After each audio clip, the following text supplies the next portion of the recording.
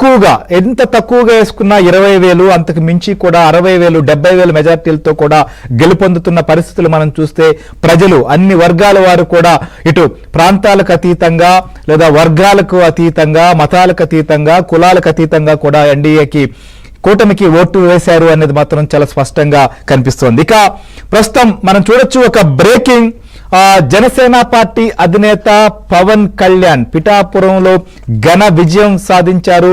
ఆయన మనం చూస్తే గతంలో 2 అసెంబ్లీ స్థానాలకు పోటీ చేశారు.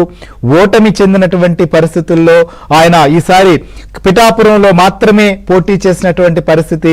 పిఠాపురం పోటీ చేసినప్పుడు కూడా ఆయన పిఠాపురంలో ఓడిస్తామని చెప్పి ఛాలెంజ్లు విసిరారు. కొందరైతే పేరు కూడా మార్చుకుంటామని చెప్పినటువంటి పరిస్థితి.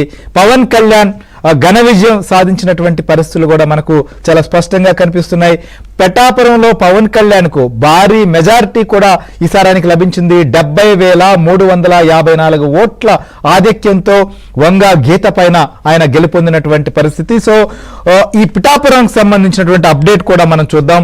మా ప్రతినిధి అప్పారావు కూడా మనతో పాటు లైన్ లో ఉన్నారు.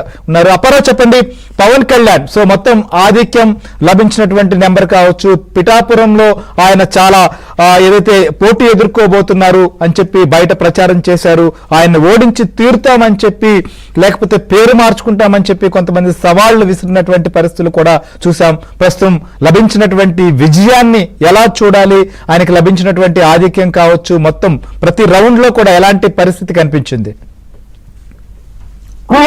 కాకినాడ జిల్లా పిఠాపురంలో పవన్ కళ్యాణ్ ఒక అద్భుతమైన విజయం సాధించారని చెప్పొచ్చు. ఓ రకంగా చెప్పాలంటే పవన్ కళ్యాణ్ తనను పిఠాపురంలో గెలిపించారని 1,00,000 ఓట్ల మెజారిటీ ఇవ్వాలని చెప్పి ప్రజలను బహిరంగంగా అనేక సార్లు విజ్ఞప్తి చేశారు. ఈ నేపథ్యంలో ప్రజలందరూ కూడా ఒక ఉద్యమం అయితే పవన్ కళ్యాణ్ తమ సొంత మనసులో చూసుకుని దాదాపు 70,354 కనీ వీని ఎరిగని మెజారిటీతో పవన్ కళ్యాణ్ భారీ స్థాయిలో గెలిపించారని చెప్పాలి. వారందరూ చూస్తుంటే ఉమ్మడి తూర్పుగోదావరి జిల్లాలో పవన్ కళ్యాణ్ కు వచ్చినంత మెజారిటీ మరెవరికి రాలేదని చెప్పొచ్చు. అయితే పవన్ కళ్యాణ్ ఎక్కడ పోటీ చేసినా తాము ఓడించి తీరుతామని, దానికోసం ఎన్ని 100 కోట్లకు వచ్చినా సరే తాము ఏమాత్రం వెరవని చెప్పి ప్రతిసారి వైసీపీ ఆ చివర రాయలసీమలో రోజా దగ్గర నుంచి ఆ చివర శ్రీకాకుళంలో ధర్మాన ప్రసాదం వరకు అడుగడుగా హెచ్చరిస్తూనే ఉన్నారు. అందులో భాగంగా ఎంపీ మిథున్ రెడ్డి అయితే, అదే విధంగా ఎమ్మెల్యే ద్వారపూడి చంద్రశేఖర్ రెడ్డి మొదటి వరకు వీళ్ళందరూ కూడా ఒక ముఠాగా ఏర్పడి 100,000 మంది కర్మ బృందాలు కూడా తీసుకొచ్చి పవన్